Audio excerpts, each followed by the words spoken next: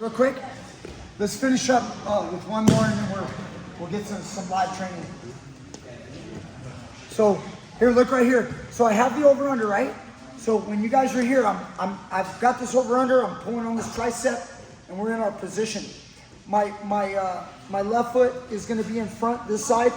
As I lunge and I try to hit this technique to get to this corner and this comes here, my right leg stepping back, I kind of come back and I give my opponent a hold to fall into, club him in the back of the head, boom, and I catch him here.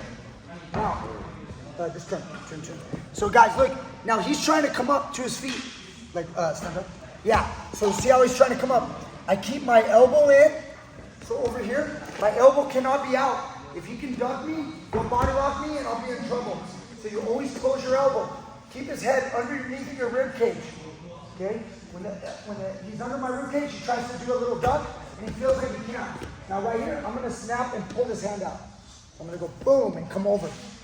I wanna come over so I can lock. If I stay here, this might work.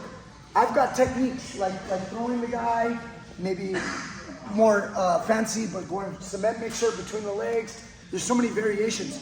But if I do this, he'll start to also fight the chin strap, and he might get his head out. You know, so what we're gonna do to improve is we're gonna snap him, but I'm not able to get him before, and I'm just gonna lock my hands. So he's trying to resist. I'm gonna go snap and go over his arm and then lock my hands. Now, once you lock, you can lock with an S grip or you can lock with a palm to palm. Right now, I'm gonna lock with a palm to palm, okay? And I'm gonna try to take the radius right here, and I'm gonna turn this right. What are you guys doing over there? You guys watching something?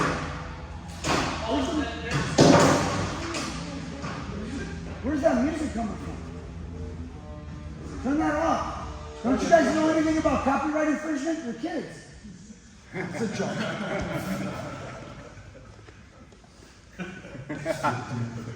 Okay, so anyway, guys, look, take this radius and you're gonna put it into his face and his jaw. So instead of a normal front headlock, like a Dave Schultz where I go into his neck, I'm gonna take the head, okay? I'm gonna turn his face and put it in front like this, okay? Now, you can use different grips. You can use a guillotine grip. I'm using a palm to palm. You can use an S grip. I'm using the palm to palm. I turn Jesse's face and I move his head to the middle. Then what I'm gonna do is I'm gonna step between his legs with my left foot and I'm gonna back arch over my left shoulder. Okay? Immediately go to the Anaconda grip. This Anaconda is slightly different than your normal Anaconda.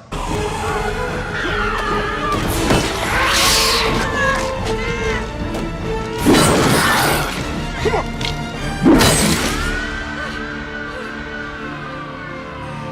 Bitch. The normal Anaconda is gonna be like this. He'll turn here, and then I'll have this deep. This is what I would call the normal Anaconda, where I choke him and I squeeze. Okay? With this one, he's more over here, and your hand is gonna be, your radial bone will be at his neck. Look at where his arm is. It'll be more in my armpit. See how his arm's in my armpit? As opposed to over here, where his arm is like at my elbow. See my elbow, his tricep? Now he's more over here, and it'll be like this. This is a slightly different Anaconda, different angle, but it can still work. So now as he tries to move or whatever, you just squeeze right here and you get the bone on the neck as your chest pushes his head, and that's twisting him sideways. So this is a lot of detail. Try to pick it up. It's gonna be a little hard for some of you newer guys. But again, tying it together with our over-under, I attack either with a knee pick or with a little side angle here. I'm gonna snap, pull him down. Once I'm here, what do? He wants to get up. I cover his head with my rib cage, I snap him again, and I lock my hands. Okay? I'll show you a different lock. I'm using an S grip. Turn the face, so not the neck. If he can turn his head the other way, that's good for him. He might hit me with a drag out. See that? We can't let that sucker drag happen. So we got Teach Me Grappling. What's up, guys? Coach Brian here, and I'm here to tell you about SUPPORT. Guys, the best dummies in the world for training. You want to get good at throws like Jesse, you need a suplex speed dummy.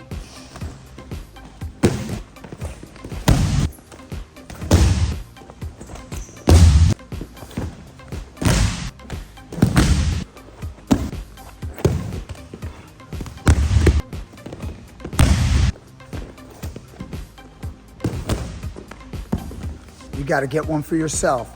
Go to petersongrapplers.com and get your own speed dummy. We can't let that sucker drag happen.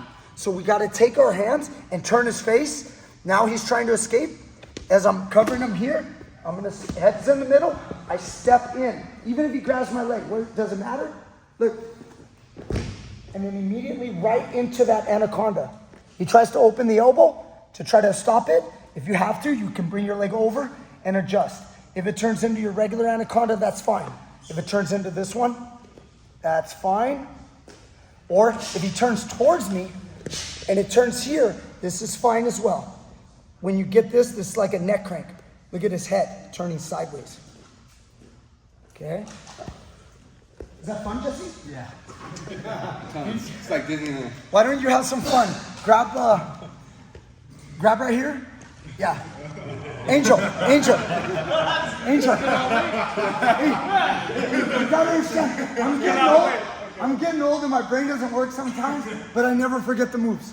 No, that's not true. I do forget the moves. Do it on Angel. Okay. So over under, let's see. You're pummeling maybe? Yeah, you can do it off the pummel. I wasn't here, so you guys are doing nice. Right and then get him back, hit the snap down.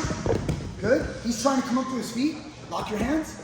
Now turn his face. Bring the bone in front of his face. Yes. See that? Now try to get out of that, Angel. Like it's really hard, right? Now step in deep with the left foot. Yeah, deeper. I mean like, and then, and look over his shoulder, back arch. And throw. That way. Over left shoulder. Beautiful throw, but you threw him so hard, his arm slipped out. Yeah. You're being a little nice, probably. Slightly worried about breaking someone's neck. That's natural. Yeah. Okay, let's do it again. That's natural. That's natural to feel that way your first time. But, you know, yeah. I'm here, I snap, I get my lock, I turn the guy's face, step in. See that? And then walk. Try it.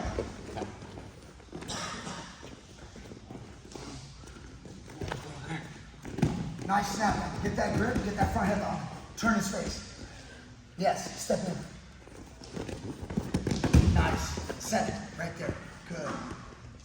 Obviously, guys, if you don't get the anaconda, it's not the end of the world. When we do these kind of maneuvers where you go, I'm going to chain one move to another move to another move. What is the likelihood of you pulling this off? Not very high. It's super low. So why do we do it? We do it so you get used to chaining. You might use this move and you'll chain the throw to just getting on top. Or you'll chain the throw to going to side control and then shooting a darce. But we always want you in a habit of chaining techniques. Maybe you'll do this move while you're already on the mat. Sometimes you'll get a headlock and you'll be on the mat and you'll pull a guillotine and then you'll throw the guy over and you'll do the move. So it doesn't always have to be exactly the way we're doing it, but we teach these kind of chaining so it gets you used to chaining, okay? Again, in wrestling, called chain wrestling. You want to know how to chain wrestle, which basically just means don't sit there and do one move at a time, okay? One jab at a time.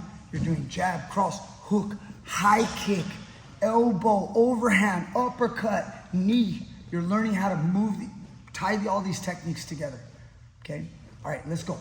All right, are you tying your moves together? Like Jesse and Angel, are you tying them together? Get out there and do that, okay? Chain wrestle, chain grapple, I can't even say it, chain jitsu. Ooh, somebody look up chainjitsu.com. Is that taken? Oh, we might have to grab that. What do you think? We gotta grab it? Chainjitsu.com? Nah. Anyway, get out there and chain things together. We'll see you guys next time with more great stuff.